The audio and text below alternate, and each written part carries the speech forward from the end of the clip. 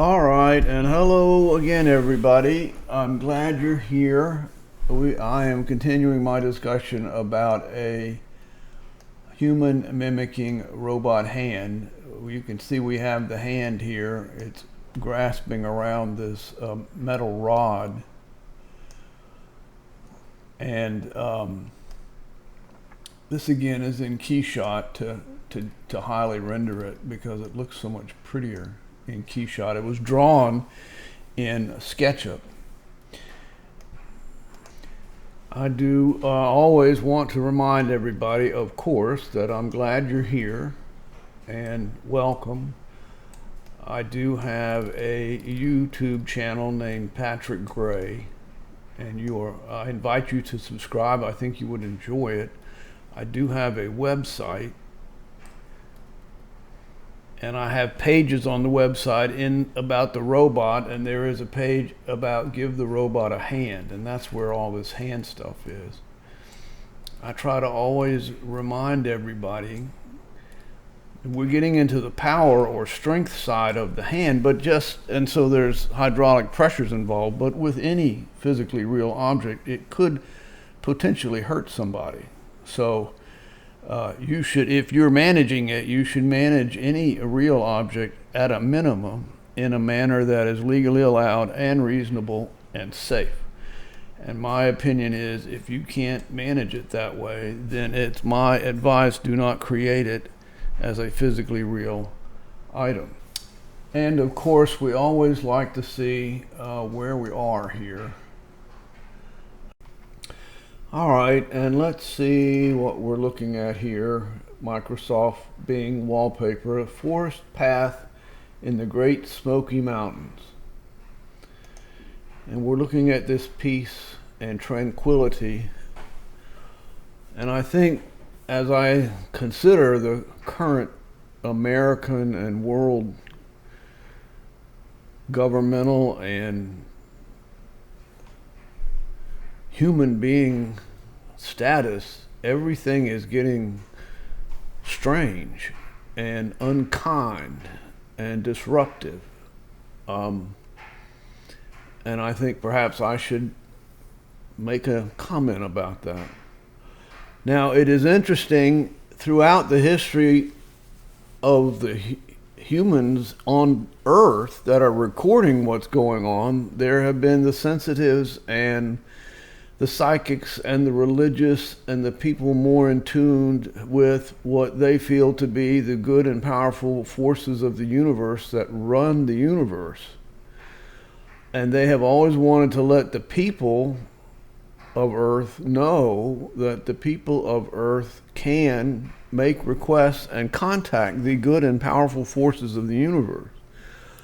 And the good and powerful forces of the universe have always wanted the people of Earth to know that inasmuch as it's possible and reasonable and fair and feasible, these good and powerful forces will try to answer and grant the requests of the people. And also they want everyone to know that nobody is considered as being so insignificant that they are unimportant. All requests are heard. And as I contemplate how rough and untranquil everything is, I am reminded to paraphrase the quote, "These are times such as these." And I think I should add my message. Pray for peace. Pray for peace for all the people everywhere, wherever they may be. Let them have peace. Let them know that there is peace. Grant them peace. Make the universe so that they are peaceful. And please make the universe so that each person on this world understands there's always another way to resolve a conflict besides a war. And please stop the wars. Don't let there be any more wars. Make the wars go away. Pray for peace. And at this point, we will now switch back to science. Science is a topic area where I have authentic training and knowledge and experience. And I've already had a discussion about the robot hand and how it goes together and all the little parts inside of it, and the micro hydraulic cylinders that give it its ability to do dexterity maneuvers.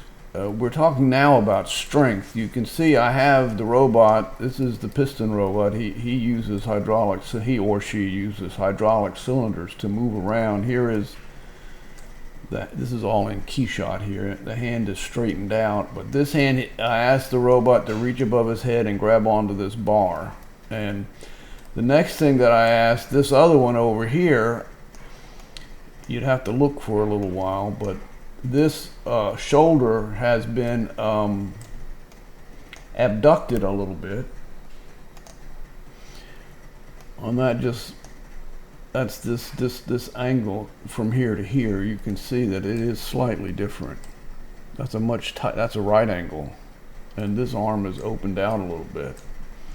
So that's one thing. And we also asked the robot, you can see that he is up in the air. I mean, he's not, none of his weight is on the ground. And we adducted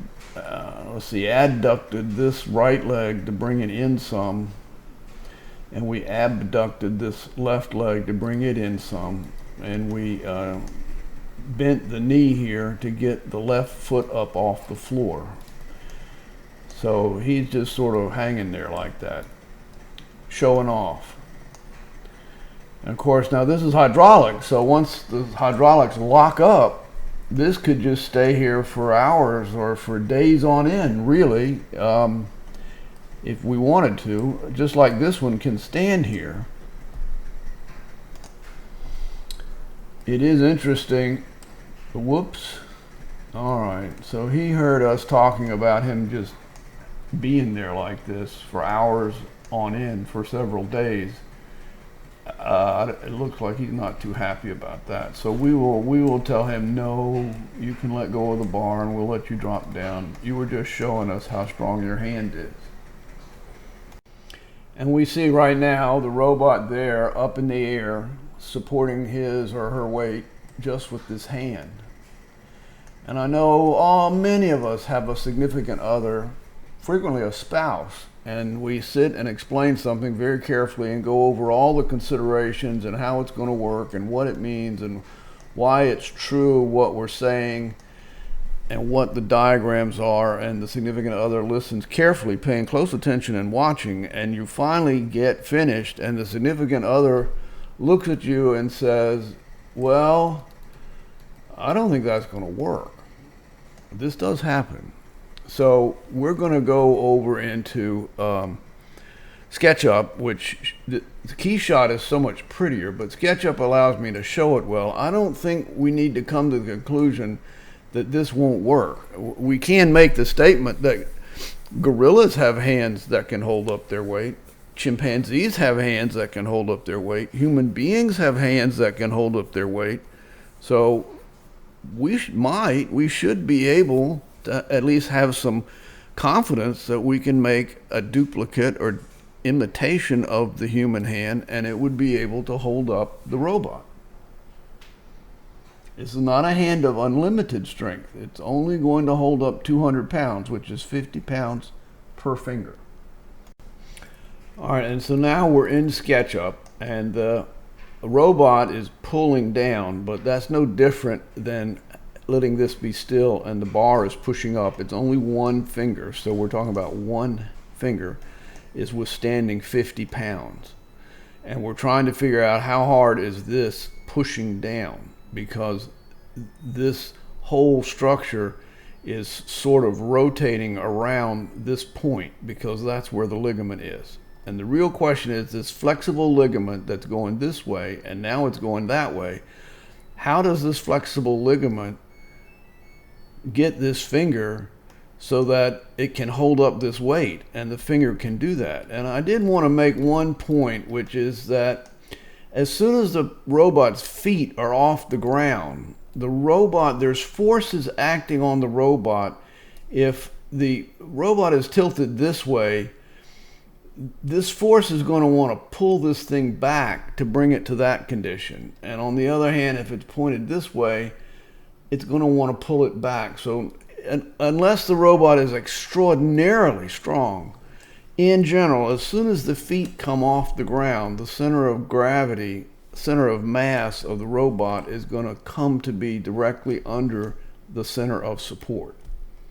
And the question then becomes, what are the forces that are involved? And one thing I drew in here is to address the issue of how is this ligament keeping this finger from going up?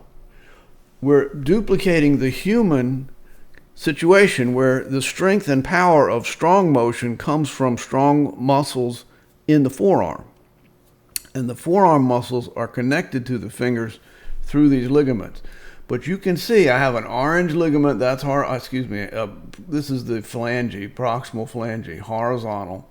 As this bar here pushes up on it, this phalange is going to want to rotate up. But you will notice with this attachment point, or this pivot point where the ligament goes across, as this phalange rotates up, that's the yellow one, you can see vertically that this has moved up. Okay, it used to be here and now it's moved to there. And if this ligament, as you move this up even further, if this ligament is connected to that muscle and the muscle is going no, no, no, remember, the ligament does not get longer or shorter. What is happening is more or less of the ligament is allowed to leave the forearm and go into the hand. And if this muscle is saying, no, no, that ligament is not allowed to go into the hand, then when this tries to lift up, it's not going to be able to because the ligament prevents it. And the next question we have is, what is the amount of force that's on that ligament? And I can say with confidence, everybody has stuff that they're very good at, and everybody has stuff where they always get it mixed up. And this resolution of forces issue confuses me. I think I overthink it. But in general, this ligament is coming up this way at a angle of 15.4 degrees. And it's kind of wrapped around that bolt right there. And so this creates a force of this nature, but a force going at 15 degrees can be converted into a force that has a horizontal component and a force that has a vertical component. And the pivot point where this rod is a little bit closer to this pivot than it is to this connection point. So this is 35 millimeters and that's 21 millimeters. So this doesn't have to have a vertical force down of 50 pounds because of this ratio. It actually has to be 21 divided by 35, which is 0.06 times 50, comes out to 30 pounds. Right there is that. So the vertical component of this force has to be 30 pounds. And if you put in 15.4 degrees, 30 pounds of vertical force, you wind up with this ligament having 113.7 pounds of pull on it. And the effect of that is 30 pounds will be pulling down and 109 pounds will be pulling that way. So you're giving some horizontal pull to the phalange, but you're also giving vertical pull to it by putting 113 pounds of force on this ligament. And the other thing to notice is that the ligament curled the finger over, and we have in the real drawing, we have this protection pad here that prevents this from flexing too much. And so this is the math discussion of how a flexible ligament connected not to the hand, it's connected to the hand, but it actually has another connection outside of the hand. That's how the ligament creates enough force that the finger can pull with 50 pounds of force. Okay, and she is showing me a polished oak board with gold foil on it and writing and pictures. It's an icon. Oh, she's telling me that I used up all my time. So we will stop and we'll go back to some more discussion of the string portion of the robot hand in another discussion.